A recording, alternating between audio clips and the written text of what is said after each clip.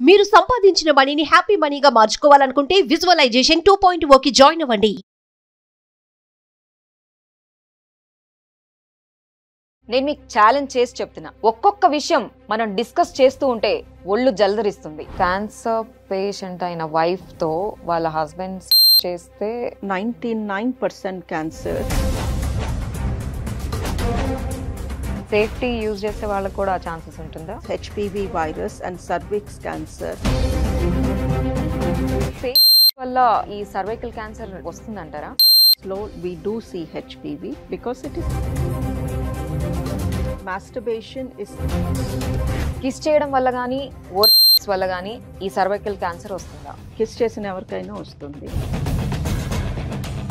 Wear ఆ skin కొంచెము rub అయినట్టు అయితే ఒకటి మట్టుకు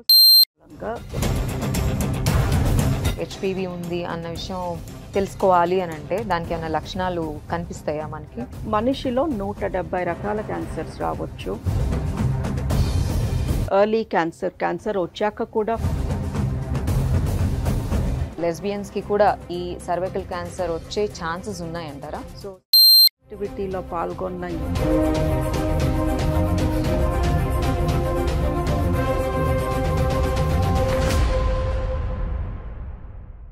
ఇంత భయాన్ని క్రియేట్ చేసిన సర్వైకల్ క్యాన్సర్ గురించి మనతో డిస్కస్ చేయడానికి సాయి డయానా గారు అపోలో హాస్పిటల్స్ నుంచి ఈరోజు మనతో ఉన్నారు.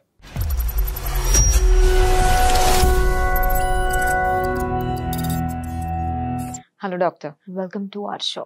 సో ఫస్ట్ ఆఫ్ ఆల్, చాలా మంది లేడీస్ కి మధ్య మనం క్యాన్సర్ గురించి వింటూ ఉన్నాం, అందులో కూడా సర్వైకల్ క్యాన్సర్ ఎక్కువ అవుతుంది.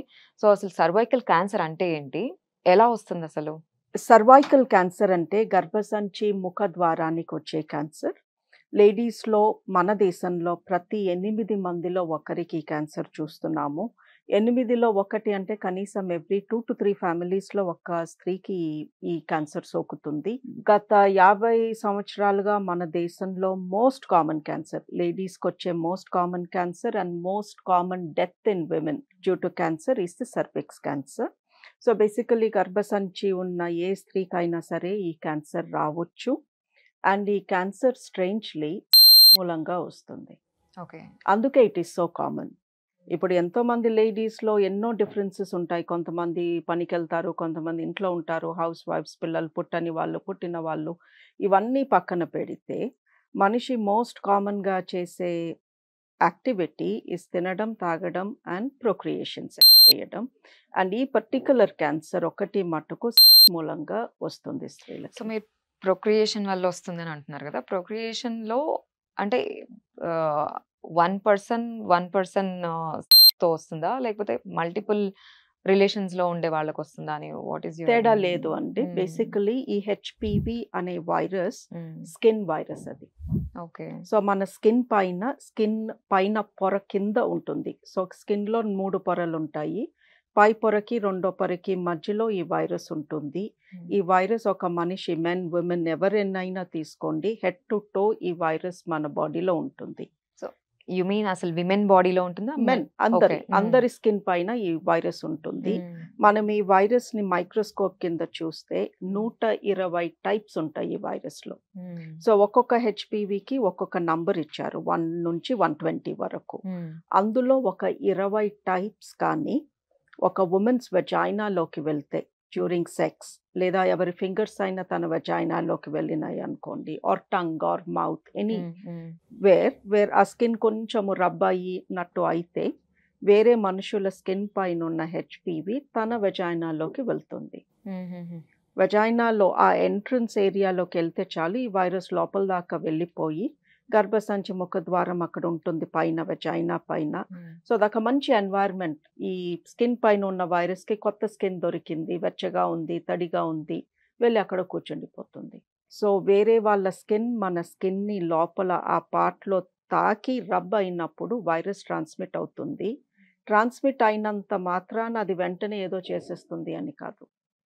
సో సెక్షువల్ యాక్టివిటీలో పాల్గొన్న ఏ స్త్రీకైనా తన వెజైనల్ ఏరియాలో చాలా మటుకు హెచ్పివీస్ ఉంటాయి. బట్ ఈ హెచ్పివీస్ అలా లైఫ్ లాంగ్ ఉండిపోతూ ఉంటాయి. అప్పుడప్పుడు వాటికి కొంచెం ఏదన్నా చేయాలి అనిపిస్తుంది, నంబర్స్ పెరిగిపోతాయి. అండ్ అది ఇన్ఫెక్షన్ కింద కానీ మారితే అది ఫ్యూచర్లో క్యాన్సర్ అవుతుంది. ఇప్పుడు So- మీరు హెచ్పివి అన్నారు కదా, ఏంటి హెచ్పివి అంటే? It is a virus, human papilloma virus, అంటే మనుషులకు వచ్చే స్కిన్ వైరస్. సో మరి మీరేమో సెక్స్ చేసిన ప్రతి అమ్మాయికి వస్తుంది, అది every human being men or women ఉంటుంది అని అంటున్నారు కదా, మరి దాన్ని ఎలా కంట్రోల్ చేయడం? లుక్ అండి, ఈ 120 టైప్స్లో ఎన్నో రకాలు మన బాడీలో ఉంటాయి. Most of them are innocent, ఏమీ చెయ్యవు. బట్ ఈ 20 హై రిస్క్ టైప్స్లో మట్టుకు ఏదన్నా మన బాడీలోకి వెళ్ళినప్పుడు అది హెచ్పివి ఇన్ఫెక్షన్, అండ్ ఆ ఇన్ఫెక్షన్ క్యాన్సర్ కింద మారొచ్చు. సో ఈ హై రిస్క్ టైప్స్కి ఇప్పుడు వ్యాక్సిన్ వచ్చింది. సో ఎవరైనా సెక్షువల్ యాక్టివిటీలో పాల్గొనే ముందే, లైక్ స్కూల్ ఏజ్లో ఉన్నప్పుడే ఈ వ్యాక్సిన్ ఇప్పించమంటున్నాము. దీన్నే ఇప్పుడు క్యాన్సర్ వ్యాక్సిన్గా గవర్నమెంట్ ప్రమోట్ చేస్తుంది. సో ఈ వ్యాక్సిన్ కానీ మనం పిల్లలకి సెక్షువల్ యాక్టివిటీ స్టార్ట్ చేయక ముందే కానీ ఇచ్చేస్తే, when they become sexually active, ఈ హై రిస్క్ వైరస్ వాళ్ళ బాడీలోకి వెళ్ళినప్పుడు అది ఇన్ఫెక్షన్ కింద మారకుండా ఉంటుంది. ఓకే డాక్టర్, ఇప్పుడు మీరు పిల్లలు అంటే వ్యాక్సిన్ ఇవ్వచ్చు అని చెప్పారు, బట్ ఆల్రెడీ సెక్షువల్ యాక్టివిటీలో ఉండే విమెన్ అంటే మెచ్యూర్డ్ విమెన్ అనుకోండి, సో వాళ్ళకి ఏం చేయాలి? వాళ్ళకి ఏమన్నా వ్యాక్సిన్స్ ఉన్నాయా? లుక్ అండి, ఆల్రెడీ సెక్షువలీ యాక్టివ్ ఉన్న లేడీస్కి వ్యాక్సిన్ పని చేయకపోవచ్చు. బికాజ్ ఇట్ ఈస్ డిఫికల్ట్, కష్టము. వీళ్ళకి ఎన్ని హెచ్పివీలు ఉన్నాయి, హై రిస్క్ ఉన్నాయా, లో రిస్క్ ఉన్నాయా, ఇది కనుక్కోవడం అంత ఈజీ కాదు. సో ఆల్రెడీ సెక్షువలీ యాక్టివ్ లేడీస్కి there is a fantastic test, 2 beautiful tests ఉన్నాయి. ఈ టెస్ట్స్ కానీ రెగ్యులర్లీ చేపించుకుంటే వాళ్ళకి ఖచ్చితంగా సర్వైకల్ క్యాన్సర్ రాకముందే మేము వాళ్ళని పట్టేసుకుని చెప్పేస్తాము, అమ్మ నీకు వచ్చేలాగా ఉంది, ఈ టెస్ట్లో తెలిసింది, ఈ యాక్షన్ తీసుకుందాము. సో ఈ టెస్ట్ పేర్లు, ఒకటి ప్యాప్ టెస్ట్ అంటాము, ప్యాప్ స్మియర్. ఎవ్రీ 3 ఇయర్స్కి ఒకసారి మంచి డిపార్ట్మెంట్లో, మంచి ల్యాబ్ ఆర్ మంచి హాస్పిటల్లో, అంటే ఎక్స్పీరియన్స్ ఉన్న పెథాలజిస్ట్ ద్వారా ఈ టెస్ట్ ఇంటర్ప్రిట్ చేయించుకుంటే సర్వైకల్ క్యాన్సర్ వచ్చే 3 ఏళ్ల ముందే మాకు తెలిసిపోతుంది. The other test is called HPV test.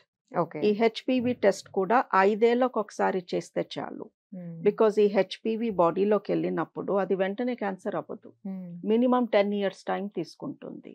So ఈ 10 ఇయర్స్ లోపు మనం ఎవ్రీ 3 ఇయర్స్కి ప్యాప్ లేదా ఎవ్రీ 5 ఇయర్స్కి హెచ్పివి టెస్ట్ చేస్తూ ఉంటే వాళ్ళకి క్యాన్సర్ రాకముందే, కొన్ని సంవత్సరాల ముందే మనం చెప్పేసి యాక్షన్స్ తీసుకోవచ్చు. ఇప్పుడు మీరు ప్యాప్ అన్నారు కదా, హెచ్పివి 5 ఇయర్స్ కి ఒకసారి అన్నారు, సో ప్యాప్ కూడా 5 ఇయర్స్ కి ఒకసారి, 3 ఇయర్స్ కి ఒకసారి. ఓకే. అండ్ ఇదేంటి మెనోపాజ్ ఉండే వాళ్ళకి వస్తుందా, లేకపోతే ఎవరైనా ఏ ఏజ్ లో వాళ్ళకి వస్తుందని? Cervical cancer typically HPV infection వచ్చిన 15 ఇయర్స్కి కనిపిస్తుంది.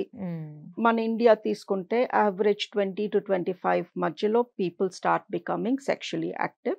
సో ఈ క్యాన్సర్ యూజువలీ 35 to 40 మధ్యలో చూస్తాము. సో మనం మెనోపాజ్ వచ్చాక యాక్షన్ తీసుకుందాము అనుకుంటే it is way too late. Most cervical cancer patients are middle aged women. So women లో ఈ వ్యాక్సిన్ తీసుకోకూడని వాళ్ళు కూడా ఉన్నారా? విమెన్ లో ప్రాబ్లం ఏంటంటే, ఆల్రెడీ చేసి కానీ ఉంటే ఈ వ్యాక్సిన్ పనిచేయకపోవచ్చు. కొంతమంది లేడీస్ యాక్టివ్ ఆల్రెడీ పెళ్ళైన వాళ్ళు వ్యాక్సిన్ తీసుకుని, నేను వ్యాక్సిన్ తీసేసుకున్నాను కదా, నాకు ఇంకా ప్యాప్ స్మియర్ ఎందుకు అన్న ధీమాతో ప్యాప్ స్మియర్ చేపించుకోవట్లేదు. సో వీళ్ళల్లో సమ్ టైమ్స్ క్యాన్సర్ చూస్తాము. సో వ్యాక్సిన్ తీసుకున్నా సరే, మీరు తీసుకునే టైంకి ఆల్రెడీ చేసి కానీ ఉంటే తప్పకుండా ప్యాప్ స్మియర్ చేయించుకోవాలి. వ్యాక్సిన్ ఉంది, నేను తీసుకున్నాను అన్న కాన్ఫిడెన్స్తో ప్యాప్ స్మియర్ చేయించుకోవడం మానొద్దు. బట్ చిన్న పిల్లలకి 9 to 15 లోపు వాళ్ళకి కానీ వ్యాక్సిన్ ఇస్తే వాళ్ళకి ఫ్యూచర్లో ఇంత ఫ్రీక్వెంట్గా ప్యాప్ స్మియర్స్ చేసే అవసరం రాకపోవచ్చు. That is the age group where vaccine ఖచ్చితంగా పనిచేస్తుంది. బట్ ఒకటి విన్నారా మీరు యాజ్ ఎ డాక్టర్, ఎప్పుడైనా వ్యాక్సిన్ కొత్తది వచ్చినప్పుడు అది వేసుకోవాలంటే అది వేసుకున్న తర్వాత చచ్చిపోతావు. ఇప్పుడు ఎందుకు కరోనా కూడా వచ్చింది, కరోనా వ్యాక్సిన్ వేసుకున్న వాళ్ళందరూ ఆఫ్టర్ 2 years డెత్ రేట్ పెరిగింది అని. సో అలానే ఇప్పుడు ఈ క్యాన్సర్ వ్యాక్సిన్ కూడా అలా అవుతుందా? సో ఈ వ్యాక్సిన్ కొత్తది కాదు. ఈ వ్యాక్సిన్ ఆల్రెడీ 17 years నుంచి మార్కెట్లో ఉంది. ఇప్పుడు మన ఇండియన్ మ్యానుఫ్యాక్చరర్స్ సీరం ఇన్స్టిట్యూట్ వాళ్ళు ఇప్పుడు మనకు ఒక ఇండియన్ బ్రాండ్ ఇచ్చారు. అండ్ యుఎస్ఏలో 17 years ago ఈ వ్యాక్సిన్ రిలీజ్ చేసే ముందు దీన్ని ఆల్మోస్ట్ 10 years ల్యాబొరేటరీలో రీసెర్చ్ చేసి రిలీజ్ చేసిన వ్యాక్సిన్ ఇది. 10 years రీసెర్చ్ చేసే టైం కోవిడ్ మనకి ఇవ్వలేదు. సో కోవిడ్ వ్యాక్సిన్ చాలా తొందరగా మార్కెట్లోకి రిలీజ్ చేయాల్సి వచ్చింది because of the deaths. So Covid vaccine పైన అలిగేషన్స్ ఉన్నాయి, సరిగా రీసెర్చ్ చేయకుండా మార్కెట్లో రిలీజ్ చేశారు, కోవిడ్ వ్యాక్సిన్ తీసుకున్నాక ఎన్నో సైడ్ ఎఫెక్ట్స్ వచ్చినాయి అని. బట్ హెచ్పివి వ్యాక్సిన్ 10 ఏళ్ళు రీసెర్చ్ చేసి అది అబ్సల్యూట్లీ సేఫ్ అని తెలుసుకున్నాక మార్కెట్లోకి వచ్చింది.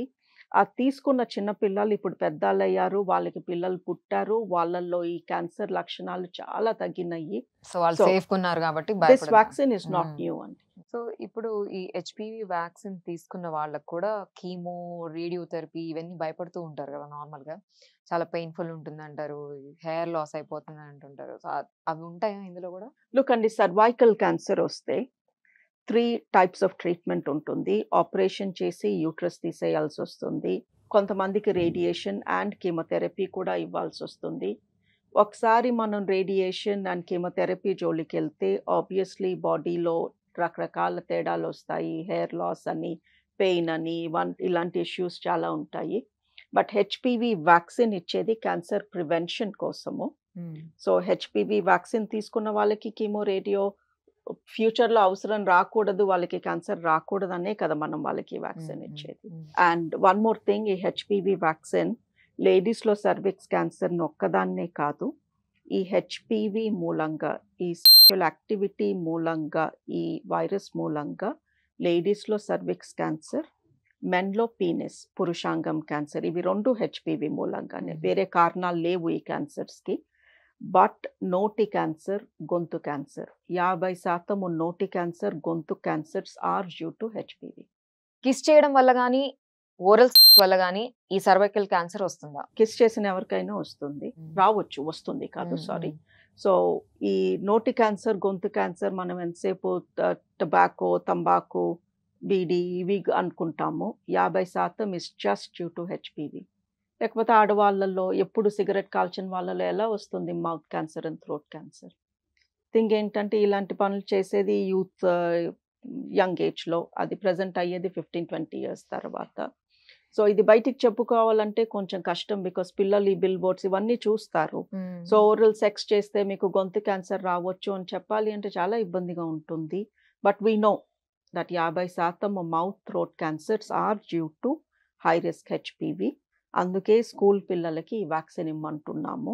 ఈ వ్యాక్సిన్ ఇస్తే నోటి క్యాన్సర్, గొంతు క్యాన్సర్, పురుషాంగం క్యాన్సర్, లేడీస్లో సర్వైకల్ క్యాన్సర్, అండ్ ఎవరైనా ఏనల్ మోషన్ హోల్ ద్వారా సెక్స్ చేసే వాళ్ళు ఉంటే అక్కడ వచ్చే క్యాన్సర్స్ నుంచి కూడా ప్రొటెక్షన్ వస్తుంది. సో ఈ వ్యాక్సిన్తో 5 different క్యాన్సర్స్ని మనం ప్రొటెక్ట్ చేసుకోవచ్చు. Normal life style, average men and women వాళ్ళని పక్కన పెడితే ఇప్పుడు వర్కర్స్ ఉంటారు కదా, సో వాళ్ళకి ఎక్కువ కనిపిస్తుంది అంటారా మరి? అబ్సల్యూట్లీ అండి. 2 groups ఆఫ్ పీపుల్ ఆర్ 3 కేటగిరీస్లో ఈ డిజీజ్ చాలా చాలా ఎక్కువ. ఒకటి హెల్త్ వర్కర్స్, సో వాళ్ళందరికీ కూడా ఖచ్చితంగా HPV vaccine and regular pap smears compulsory. రెండోది ఇమ్యూనోసప్రెస్డ్, ఎవరికన్నా కిడ్నీ ట్రాన్స్ప్లాంట్ కానీ, లివర్ ఆర్ లంగ్ ఏదన్నా ఎనీ ఆర్గన్ ట్రాన్స్ప్లాంట్, కీమోథెరపీ తీసుకున్న వాళ్ళు, చిన్నప్పుడు లుకీమియా, లింఫోమా పేషెంట్స్ వాళ్ళు, హెచ్ఐవి పాజిటివ్, వీళ్ళల్లో ఈ క్యాన్సర్ చాలా ఎక్కువగా చూస్తాము. అండ్ 3 smokers, విమెన్ ఎవరన్నా స్మోక్ చేస్తే వాళ్ళకి కానీ హెచ్పివి వైరస్ ఉంటే అది 20 times ఫాస్టర్ పెరుగుతుంది. సో డాక్టర్, ఇప్పుడు విమెన్ ప్రెగ్నెంట్ అవ్వద్దు అనుకొని ఆ కెరియర్ దీంట్లో పడిపోయి వాళ్ళు ఎక్కువ బర్త్ కంట్రోల్ పిల్స్ వేసుకుంటున్నారు కదా, ఆ బర్త్ కంట్రోల్ పిల్స్ వేసుకోవడం వల్ల కూడా క్యాన్సర్ వచ్చే ఛాన్సెస్ ఉన్నాయా? లేదు అండి, బర్త్ కంట్రోల్ పిల్ మూలంగా యాక్చువల్లీ క్యాన్సర్ ప్రొటెక్షన్ ఉంటుంది. గర్భాశయ cancer, uterine cancer and ovary cancer, ఇవి 2 50% తగ్గుతాయి. బట్ ఇంట్లో strong family history of breast cancer ఉంటే మట్టుకు, అంటే అమ్మకి కానీ అక్కకి కానీ, లేదా అమ్మ, పిన్ని అమ్మ, అలా ఇద్దరు లేడీస్కి బ్రెస్ట్ క్యాన్సర్ ఎక్కువ ఉంటే ఈ బర్త్ కంట్రోల్ పిల్స్ వేసుకోవద్దంటాము. సో బర్త్ కంట్రోల్ పిల్తో బ్రెస్ట్ పైన కొంచెం నెగటివ్ ఎఫెక్ట్ ఉంటుంది, యూట్రస్ ఓవరీస్ పైన పాజిటివ్ ఎఫెక్ట్ ఉంటుంది.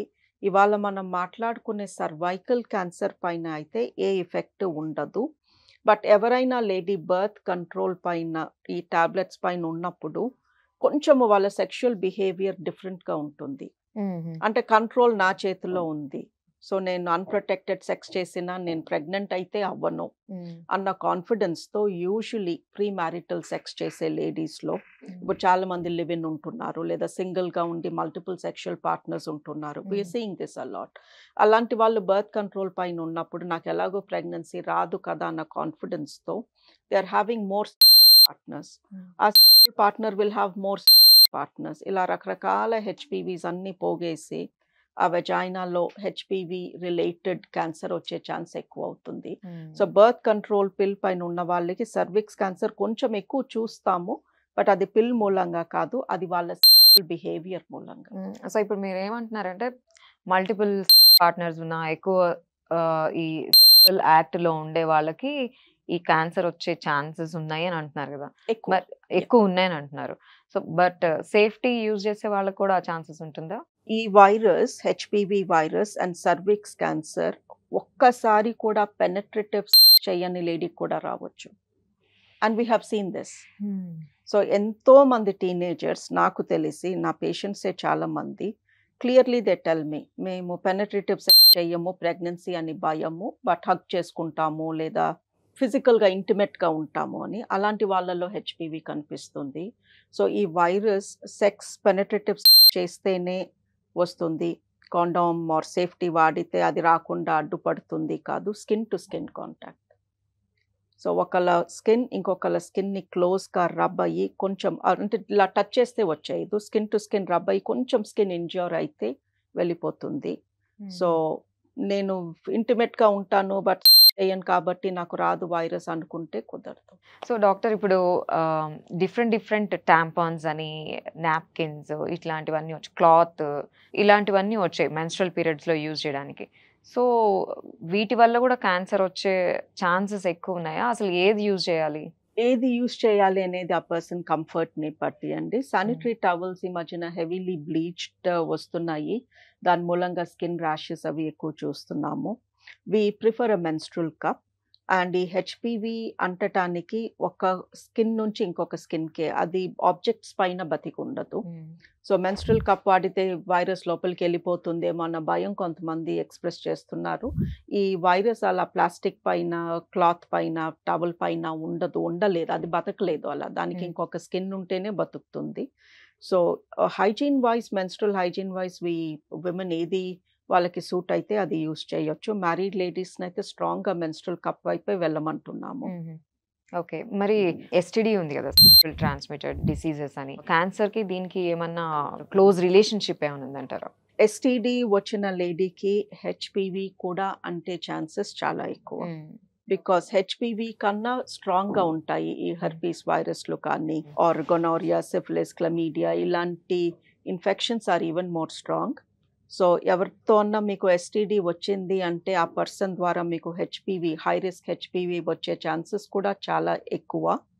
అండ్ ఎస్టిడీస్ ఉన్న లేడీస్కి వెజైనాలో ఇమ్యూనిటీ తక్కువ ఉంటుంది, ఇన్ఫెక్షన్ మూలంగా వాళ్ళకి అన్ని రకాల ఇన్ఫెక్షన్స్ వచ్చే ఛాన్సెస్ ఎక్కువ. ఇప్పుడు 100 మందికి హెచ్పివి ఇన్ఫెక్షన్ ఉంటే అందులో 2కో 3కోనే క్యాన్సర్ వస్తుంది, మిగతా వాళ్ళకి ఎందుకు రావట్లేదు?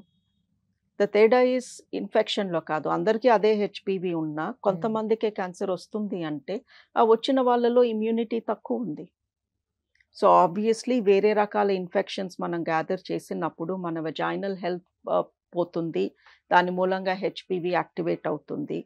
సో ఆల్వేస్ ఎంత ప్లెజర్ కోసం చేసినా కొంచెం కాషన్ ఉండాలి.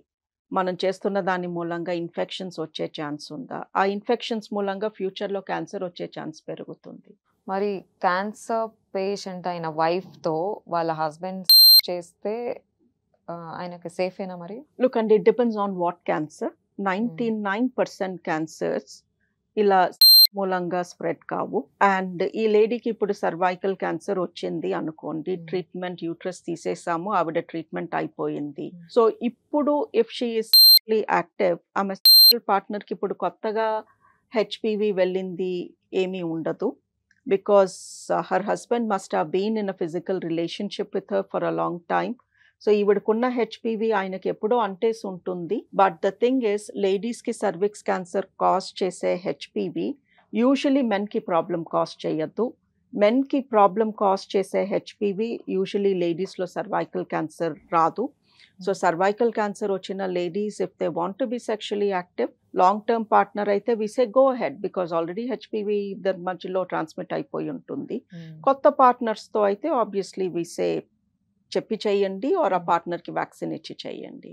సో డాక్టర్, ఇప్పుడు కొత్త ఇవి కూడా మనం వింటూ ఉన్నాం కదా సొసైటీలో, LGBTQ ఇట్లా ఉన్నారు. సో వాళ్ళకు కూడా సర్వైకల్ క్యాన్సర్ వచ్చే ఛాన్సెస్ ఉన్నాయా? ఐ మీన్ గే కానివ్వండి, లెస్బియన్స్ కానివ్వండి, అండ్ మాస్టర్బేట్ చేసుకునే విమెన్ ఉంటారు. సో వాళ్ళకు కూడా వస్తుందా? లుక్ అండి, మాస్టర్బేషన్ ఇస్ సింగిల్ పర్సన్, ఇంకొక పర్సన్ స్కిన్ తో ఇన్వాల్వ్మెంట్ లేదు. సో మాస్టర్బేట్ చేసుకుంటే హెచ్పివి ట్రాన్స్మిట్ కాదు. ఓకే.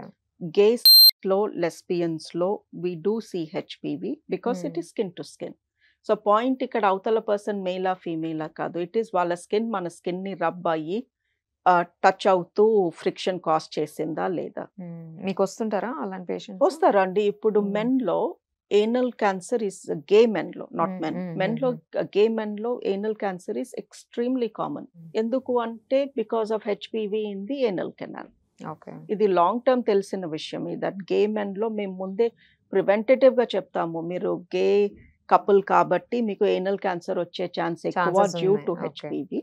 అలాగే లెస్బియన్స్ లో కూడా we do see cervical cancer because HPV ఒకసారి బాడీలోకి వెళ్తే అది ఎవరి నుంచి వచ్చింది పాయింట్ కాదు కదా, బాడీలోకి వెళ్ళిందా లేదా ఇస్ ద పాయింట్.